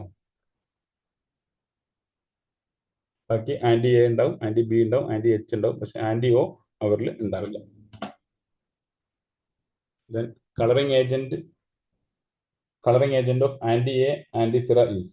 ആന്റി എയിലുള്ള ആന്റിസിറ എന്ന് പറഞ്ഞാൽ നമുക്കറിയാം ഓപ്ഷൻസ് മെത്തിലിൻ ബ്ലൂ, അക്രിഫ്ലാവിൻ, പിന്നെ colour pink, no colouring agent എന്നാ കൊടുത്ത്. അപ്പോൾ മെത്തിലിൻ ബ്ലൂ ആണ് ആന്റി എയിലുള്ളത്. അക്രിഫ്ലാവിൻ എന്ന് പറയുന്നത് ആന്റി ബിയിലുള്ള കളറിംഗ് ഏജന്റ് ആണ്.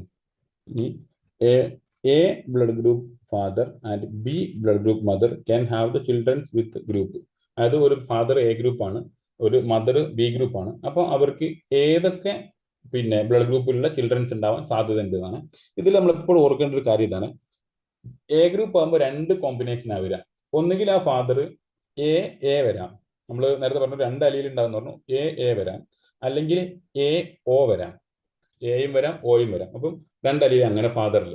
ഇനി മദറിൽ എന്ത് വരാം, മദർ ബി ഗ്രൂപ്പ് ആണ്, അപ്പൊ ബി വരാം, അല്ലെങ്കിൽ B0 വരാം, BO വരാം. അപ്പോൾ അങ്ങനെ വരുമ്പോൾ ഇതിൽ ഏതൊക്കെ ഗ്രൂപ്പ് ഉണ്ടാകാൻ സാധ്യതയുണ്ട് വെച്ചാൽ 4 ഗ്രൂപ്പ് ഉണ്ടാവാൻ സാധ്യതയുണ്ട്. അപ്പോൾ കുട്ടി എ ഗ്രൂപ്പ് അയക്കാം, അതായത് ഫാദറിൽ നിന്ന് ഒരു എയും മദറിൽ നിന്നൊരു എയും വന്ന എ വരാം. അല്ലെങ്കിൽ ഫാദറിൽ നിന്ന് എയും മദറിൽ നിന്ന് ബിയും വരികയാണെങ്കിൽ AB ഗ്രൂപ്പ് ആവാം. അല്ലെങ്കിൽ പിന്നെ ബി ഗ്രൂപ്പ് ആവാം, അതായത് ഫാദറിൽ നിന്ന് ഒയുടെ ജീനും മദറിൽ നിന്ന് ബിയുടെ ജീനും വരുമ്പോൾ ഒ ഗ്രൂപ്പ് ബി ഗ്രൂപ്പ് ആവാം. അല്ലെങ്കിൽ 2 O വരുമ്പോൾ ഒ ഗ്രൂപ്പ് ആവാം. അങ്ങനെ 4 ഗ്രൂപ്പും കുട്ടികൾക്ക് വരാൻ സാധ്യതയുണ്ട്. ഓക്കെ. ഇനി പിന്നെ blood bank which colour code is labelled to identify O blood group bag. O blood group ഉള്ള ബാഗിന് നമ്മൾ ഏത് കളറിലായിരുന്നു, it is with blue colour. Okay. ഇനി discovered of ABO blood group system കണ്ടെത്തിയത് കാൾ ആങ്സ്റ്റൈനർ ആണ്. 1901 എന്നും പറയാം, 1900 എന്നും പറയാം. ഇതിന് ഈ ഡിസ്കവറിക്ക് എന്ത് ചെയ്തിട്ടുണ്ട്, കാൾ ആങ്സ്റ്റൈനറിന് നോബൽ പ്രൈസ് കൊടുത്തിട്ടുണ്ട്. ഇനി യൂണിവേഴ്സൽ ഡോണർ ആയിട്ട് അറിയപ്പെടുന്നത് O ഗ്രൂപ്പ് ആയിരിക്കും. 10ാമത്തെ question, which of the blood group is known as universal donor എന്നാണ്. അതിൽ O ഗ്രൂപ്പ് ആണ്. O group individual lack A gene, A ജീനും ഇല്ല, അല്ല എ ആന്റിജനും ഇല്ല, ബി ആന്റിജനും ഇല്ല. അതുകൊണ്ട് അവർക്ക് എന്ത് ചെയ്യാൻ പറ്റും, അവർ ബ്ലഡ് എല്ലാവരുമായിട്ട് മാച്ച് ആവും. So they are known as universal donors. That's all.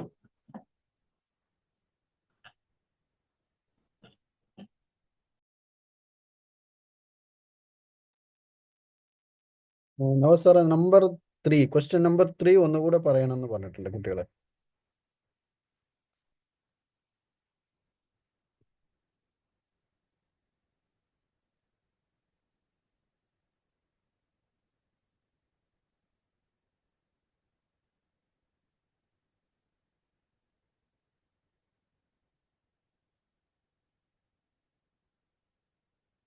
No സാറെ, കേൾക്കുന്നുണ്ടോ?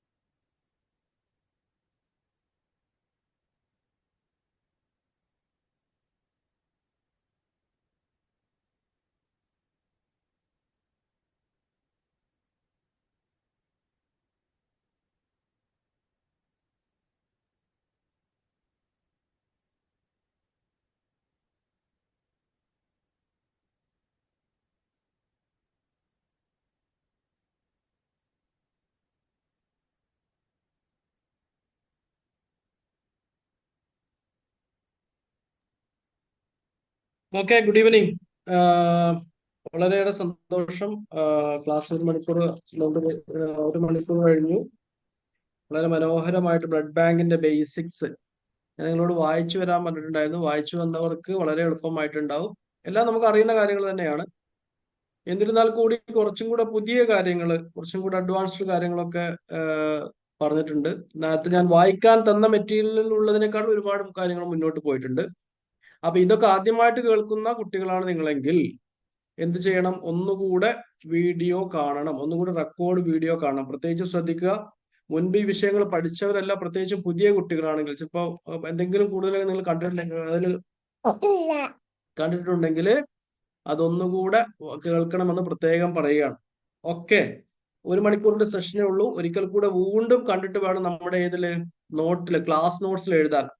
പ്രത്യേകം ശ്രദ്ധിക്കുക, രണ്ട് കാര്യങ്ങൾ ഞാൻ പറഞ്ഞിട്ടുണ്ടായിരുന്നു. ഒന്ന്, നിങ്ങൾ പ്രീ നോട്ട്സ് എഴുതണമെന്ന് പറഞ്ഞിട്ടുണ്ടായിരുന്നു. നിങ്ങൾക്ക് തന്ന മെറ്റീരിയൽ ഉപയോഗിച്ചുള്ള ഒരു പ്രീ നോട്ട്, ക്ലാസ്സിന് വരുന്നതിന് മുമ്പ് ഒരു നോട്ട്സ് ഉണ്ടാക്കണം. രണ്ടാമത്തെ കാര്യം എന്താ പറഞ്ഞിരുന്നത്? ക്ലാസ് കഴിഞ്ഞ ശേഷം ക്ലാസിന്റെ കൂടെയോ അല്ലെങ്കിൽ ക്ലാസ് കഴിഞ്ഞ ശേഷമോ എന്ത് ചെയ്യണം? നമ്മളൊരു പോസ്റ്റ് നോട്ട്സ്, അല്ലെ, റൈറ്റ് സൈഡിൽ നോട്ട്സ് ഉണ്ടാക്കുന്നേ. റൈറ്റ് സൈഡിൽ നമ്മൾ നോട്ട്സ് ഉണ്ടാക്കുന്നുണ്ട്. അത് രണ്ടും വൃത്തിയായിട്ട് ചെയ്യുക. റിലേറ്റഡ് ആയിട്ടുള്ള ക്വസ്റ്റ്യൻസ് പേപ്പേഴ്സ് ചെയ്യുക. പിന്നെ വീഡിയോ ചെയ്യുമ്പോൾ നിങ്ങൾ വീഡിയോ ഓൺ ആണെങ്കിൽ ശ്രദ്ധിക്കാൻ. ഇന്നലെ ആരോ പിന്നെ നിങ്ങൾ വീഡിയോ ഒക്കെ അതുപോലെ സ്ക്രീനിൽ ചില ആളുകൾ സ്ക്രാച്ച് ചെയ്യുന്നുണ്ടായിരുന്നു. അതൊക്കെ ഒഴിവാക്കണം. അത്ര കാര്യങ്ങളൊക്കെ ശ്രദ്ധിക്കുക കേട്ടോ.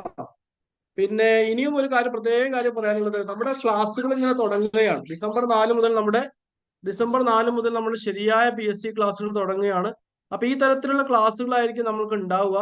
പ്രത്യേകം ശ്രദ്ധിക്കുക. ഇനിയും നിങ്ങൾ ഗൂഗിൾ ഫോം ആരെങ്കിലും ഫില്ല് ചെയ്തില്ലെങ്കിൽ അത് ഫില്ല് ചെയ്ത് സഹകരിക്കുക. കാരണം ഞങ്ങൾക്ക് ഒരുപാട് കാര്യങ്ങൾ ഇതുമായി റിലേറ്റഡ് ആയിട്ട് ചെയ്യാനുണ്ട്. എപ്പോഴും ഇങ്ങനെ പറയേണ്ടെന്ന് വിചാരിച്ചിട്ടാണ്.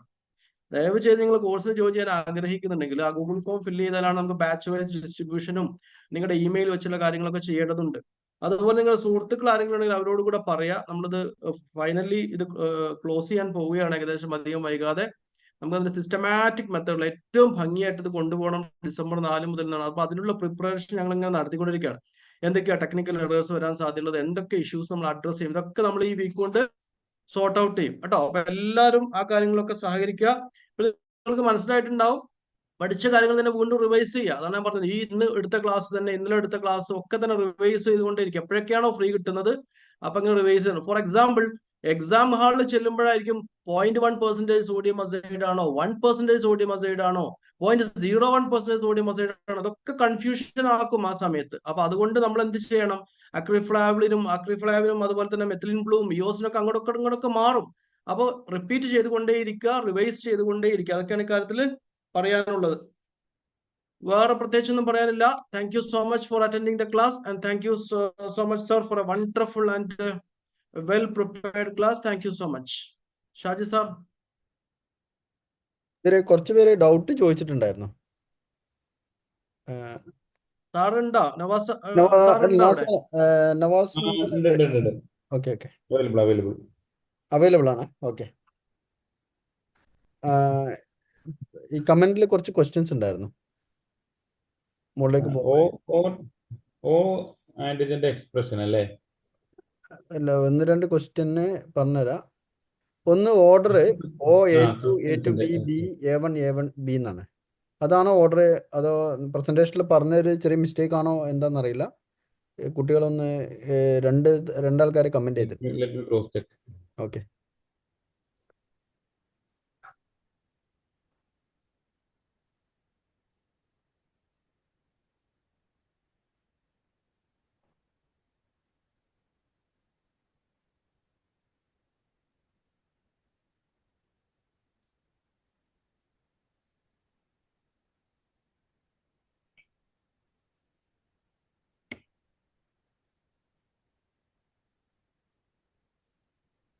സാർ അത് ക്രോസ് ചെക്ക് ചെയ്യുമ്പോൾ നിങ്ങൾ ചെയ്യേണ്ട ഒരു കാര്യം, ഇന്നലെ തന്നിരിക്കുന്ന ക്വസ്റ്റ്യൻ പേപ്പർ ഉണ്ട് മെട്രോളജിയുടെ, ആ ക്വസ്റ്റ്യൻ പേപ്പർ എല്ലാവരും ചെയ്യണം കേട്ടോ.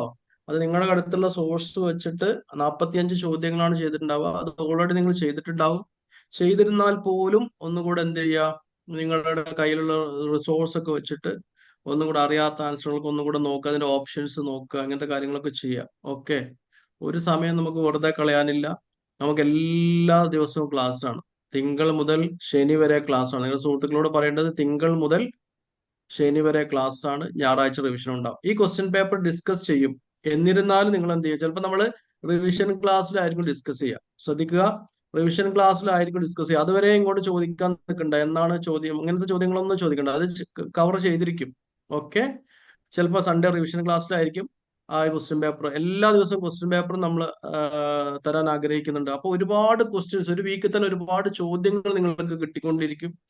ഒരുപാട് വർക്ക്സ് ഉണ്ടാവും. ഇങ്ങനെ പോകുന്ന സമയത്ത് സ്വാഭാവികമായിട്ടും നമ്മുടെ പോർഷൻസ് ഒക്കെ വളരെ പെട്ടെന്ന് ഫാസ്റ്റ് ആയിട്ട് തീർക്കും. മനസ്സിലായല്ലോ? ഇപ്പൊ ഞാൻ ഇന്നലെ ഒരു ഇൻസ്റ്റിറ്റ്യൂട്ടുമായി ബന്ധപ്പെട്ട് ഒരു കുട്ടി എന്നോട് പറഞ്ഞു, സാറേ അവിടെ ആഴ്ചയിൽ ആകെ 2 ക്ലാസ്സേ ഉള്ളൂ, എങ്ങനെയാ തീരുക എന്നുള്ളത്. അതൊന്നും നമ്മുടെ കൺസേൺ അല്ല. ഞങ്ങളുടെ കൺസേൺ എന്ന് പറഞ്ഞാൽ എല്ലാ ദിവസവും ക്ലാസ് ആണ്. ഞാൻ എന്നും പറഞ്ഞിട്ട് രാത്രി 8 മണി മുതൽ 10 മണി വരെ നിങ്ങൾക്ക് പഠിക്കാനുള്ളതാണ്. ഓക്കെ, തിങ്കൾ ടു ശനി 8 to 10 ക്ലാസ് ആണ്. അത് നിങ്ങൾ ഇരിക്കുക, അത് സെറ്റാക്കുക, മൈൻഡ് സെറ്റാക്കുക. ഫ്രൈഡേ സൺഡേ എന്താണ്, റിവിഷൻ ആണ്. അപ്പൊ ഈ സമയത്ത് നമ്മൾ പ്ലേസ് ചെയ്തിട്ടുള്ള ക്വസ്റ്റ്യൻ പേപ്പറിന്റെ ഒക്കെ ഡിസ്കഷനോ റിവിഷനോ ക്വസ്റ്റ്യൻ ആൻസർ ഡിസ്കഷനോ ഒക്കെ ആ സമയങ്ങളൊക്കെ നടന്നേക്കാം. Okay, so be with us. പ്രത്യേകം പറയാനുള്ളതാണ്, നിങ്ങൾ ഒരുപാട് ഇങ്ങനെ ലാഗ് ചെയ്ത് പോരുത്. അത് പിന്നെ നമുക്ക് ഒരുപാട് പ്രയാസം ഉണ്ടാക്കും. അതുകൊണ്ട് ഓരോ ദിവസത്തെയും അന്ന് അല്ലെങ്കിൽ പിറ്റേ ദിവസം തന്നെ വീഡിയോ കണ്ട് വീണ്ടും റിവൈസ് ചെയ്തിട്ടൊക്കെ തീർക്കുക. ഓവർലാപ്പ് ചെയ്ത് പോയി കഴിഞ്ഞാൽ നമുക്ക് ഫിനിഷ് ചെയ്യാൻ പറ്റില്ല. Okay, thank you so much. Navas sir please. ഒരു മിനിറ്റ്, ലത്തീഫ് സാർ, നമ്മുടെ റിസ്ലി മുബാറക്ക് കുറെ റിപ്പീറ്റേഷൻ ക്വസ്റ്റ്യൻ ഉണ്ടായിരുന്നു എന്ന് പറഞ്ഞൊരു ക്വസ്റ്റ്യൻ ചോദിച്ചിട്ടുണ്ട്. ഇപ്പം നമ്മൾ ഈ ക്വസ്റ്റ്യൻ ഉണ്ടാക്കിയത് പഴയ PSC പേപ്പർ പിന്നെ അനലൈസ് ചെയ്തിട്ടാണ്. അപ്പോൾ നിങ്ങൾ ഈ ക്വസ്റ്റ്യൻ നോക്കുന്ന സമയത്ത് അതിൻ്റെ കാറ്റഗറി നമ്പർ കൂടി ഉണ്ടാവും. അത് സെയിം ആണോ എന്ന് ചെക്ക് ചെയ്യാം. അപ്പോൾ നിങ്ങൾക്കൊരു അവയർനെസ് ഉണ്ടാകാൻ വേണ്ടിയിട്ടാണ് ഇത്രയും ക്വസ്റ്റ്യൻ പേപ്പറിൽ ഇതേ ക്വസ്റ്റ്യൻ തന്നെ റിപ്പീറ്റ് ചെയ്തു എന്ന് കാണിക്കാൻ വേണ്ടിയിട്ടാണ് നമ്മൾ ആ ക്വസ്റ്റ്യൻ ഉണ്ടാക്കിയിട്ടുള്ളത്. ഓക്കെ, അത് റിപ്പീറ്റേഷൻ അത് മൈൻഡ് ചെയ്യേണ്ട ആവശ്യമില്ല. പക്ഷെ അതൊന്ന് കാറ്റഗറി നമ്പറും കൂടി ഒന്ന് ചെക്ക് ചെയ്യാം.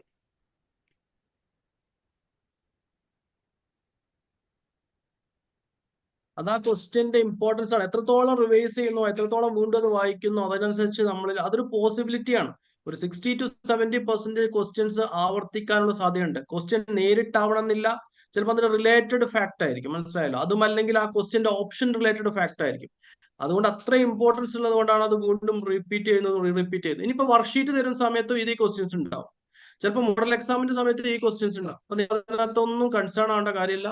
V are aware about all these things. Okay, ഞങ്ങൾ രാവും പകലും ഇതൊക്കെ ഇരുന്ന് അനലൈസ് ചെയ്ത് ഇതൊക്കെ ചെയ്തുകൊണ്ടിരിക്കുകയാണ്. നിങ്ങളുടെ കൂടെ ഞങ്ങളുണ്ട്. ചിലപ്പോൾ ഒരു പക്ഷെ നിങ്ങളെക്കാളും മുന്നേ ഞങ്ങൾ ഓടുന്നുണ്ടോ ഞങ്ങൾക്ക് തോന്നുന്നുണ്ട്. പക്ഷെ നിങ്ങൾ ചെയ്യാനുള്ളത് കൂടെ ഓടുക, കൂടെയെങ്കിലും ഓടുക കേട്ടോ. എല്ലാവരും ഓട്ടം തുടങ്ങിയിട്ടുണ്ട്. നിങ്ങൾ കൂടെ ഓടിയില്ലെങ്കിൽ നിങ്ങൾ പിറകിൽ നിൽക്കും. ഒന്നിലും ഞങ്ങളുടെ കൂടെ ഓടുക, അല്ലെങ്കിൽ ഞങ്ങളുടെ മുമ്പിലെങ്കിലും ഓടുക. ഇതാണ് PSC പരീക്ഷയ്ക്ക് വിജയിക്കാനുള്ള തന്ത്രം.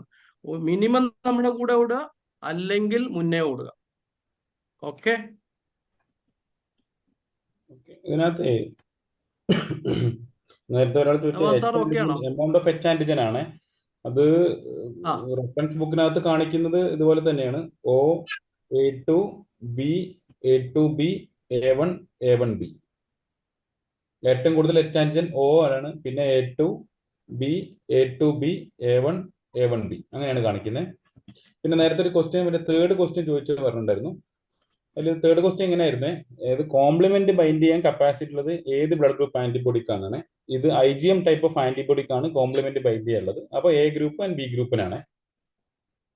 ഓക്കെ, പിന്നെ ഇതിനകത്ത് ഒരു ആന്റി എച്ച് ആക്ടിവിറ്റിയുടെ ഒരു സാറിന് ഒരു സാധനം കണ്ടു. യൂലക്സ് യൂഫോറസിന്റെ ഒരു ക്വസ്റ്റ്യൻ ഒരു ഡൗട്ട് കണ്ടു. ആന്റി എച്ച് ലെക്റ്റിൻ യൂലക്സ് യൂഫോറസ്, അതിനകത്ത് ഡിഫറെന്റ് ടൈപ്സ് ഓഫ് ലെക്റ്റിൻസ് ഉണ്ട്. ഞാൻ അതിൻ്റെത് അടുത്ത ക്ലാസ്സിൽ പറയാനുള്ള സാധനമാണ്. I will just show you. അത് importance of lectin use in blood group സിറോളജിയിൽ പറയാനുള്ളത് ഇതാണ്. ആന്റി A1 ആകുമ്പോൾ ഡൊളിക്ലസ് ബൈഫ്ലോറസ് ആണ്. യൂലക്സ് യൂഫോറസ് ആണ് ആന്റി എച്ച് ആക്ടിവിറ്റി. പിന്നെ വിസിന ഗ്രാമിന എന്ന് പറഞ്ഞതാണ് ആന്റി N ആക്ടിവിറ്റി. ആർക്കൈസിക്സ് ഹൈജോപ്പിയ എന്ന് പറഞ്ഞതാണ് ആന്റി T ആക്ടിവിറ്റി നോക്കുന്ന ലെക്റ്റിൻസ്. ഡിഫറെന്റ് ടൈപ്സ് ഓഫ് ലെക്റ്റിൻസ് അവൈലബിൾ ആണ്. അത് നോക്കുന്നത് ഇതാണ്. നമുക്ക് അടുത്ത ക്ലാസ്സിൽ ഡീൽ ചെയ്യാനുള്ളത് ഇതാണ്. അപ്പൊ അതിൽ നമുക്ക് ഡീറ്റെയിൽ ചെയ്ത് പറയാം.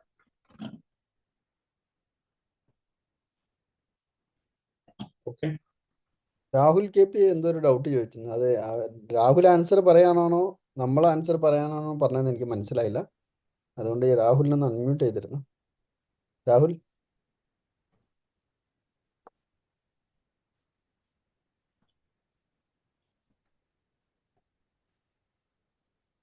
ഹലോ, രാഹുൽ പറയും.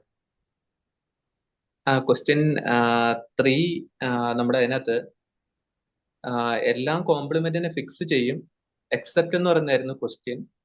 അപ്പൊ നമ്മള് അതായിരുന്നു ഒരു ഡൗട്ട്. അപ്പം ഇടയ്ക്ക് വെച്ച് എന്റെ വോയിസ് അൺമ്യൂട്ടായി. അപ്പൊ ഞാനത് ആൻസർ പറയട്ടെ എന്ന് ചോദിച്ചതാണ്. ജസ്റ്റ് അത്രേ ഉള്ളൂ, വേറെ ഒന്നുമില്ല. അപ്പൊ അതിനകത്ത് ആൻസർ ആയിട്ട് വരുന്നത് നമ്മൾ മനസ്സിലാക്കേണ്ട കാര്യം, കോംപ്ലിമെന്റിൽ ഫിക്സ് ചെയ്യാൻ ഏറ്റവും കൂടുതൽ എബിലിറ്റി ഉള്ളത് നാച്ചുറലി ഒക്കറിങ് നവാസ് സാർ പറഞ്ഞ പോലെ IgMനാണ് ഏറ്റവും കൂടുതൽ എബിലിറ്റി ഉള്ളത്. പക്ഷെ ക്വസ്റ്റ്യൻ ചോദിച്ചത് all the following have the ability except എന്നാണ് എന്റെ ഒരു ഓർമ്മ. എക്സെപ്റ്റ് ആണെങ്കിൽ IgG ആണ്.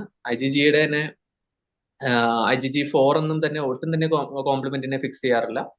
സോ ആ ഒരു ആൻസർ ആയിട്ട് വരും. ജസ്റ്റ് അത് ഞാൻ പറയണോ അതോ ജസ്റ്റ് ഇടയ്ക്ക് വെച്ച് എന്റെ വോയിസ് അൺമ്യൂട്ട് ആയി, ഹോസ്റ്റ് അൺമ്യൂട്ട് ചെയ്തൊന്ന് കണ്ടു. അപ്പൊ ഞാൻ വിചാരിച്ചു ഇൻ കേസ് പറയാനായിരിക്കുമോ എന്ന് വിചാരിച്ചു. ജസ്റ്റ് അത്രേ ഉള്ളൂ. ഇത് രാഹുൽ ആൻസർ പറയുകയാണെങ്കിൽ പറയട്ടെ എന്ന് വിചാരിച്ചിട്ടാണ് അൺമ്യൂട്ട് ചെയ്തത്. Okay okay sir. ഓക്കെ.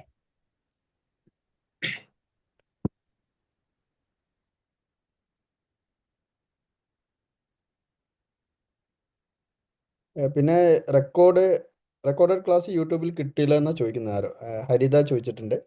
നമ്മളെല്ലാം ഇതുവരെയുള്ള എല്ലാം യൂട്യൂബിൽ അപ്ലോഡ് ചെയ്തിട്ടുണ്ട്. നമ്മുടെ ALSന്റെ യൂട്യൂബ് ചാനൽ ചെക്ക് ചെയ്താൽ നിങ്ങൾക്ക് പിന്നെ വീഡിയോസൊക്കെ കാണാൻ പറ്റുന്നതാണ്. ഈ 4-ാം തീയതി വരെ, 4-ാം തീയതിക്ക് ശേഷമുള്ളത് പിന്നെ ജോയിൻ ചെയ്ത ആൾക്കാർക്ക് മാത്രമേ കിട്ടുള്ളൂ കേട്ടോ.